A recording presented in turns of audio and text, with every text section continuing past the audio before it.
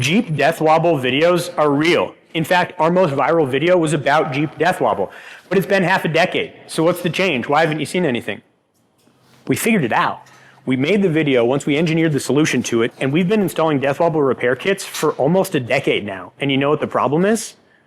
We fixed most of them and they're not coming in. So we're gonna pivot, and instead of talking about a Jeep death wobble, we'll talk about something else, like this one behind me, and taking the whole car apart. The reality is, very few folks are gonna keep a car beyond the 20 or 30-year mark. But of the folks who are, one of the most likely groups are those Jeep owners. They've got a heritage and a pedigree from winning a war, and those folks are gonna carry that literally to the grave.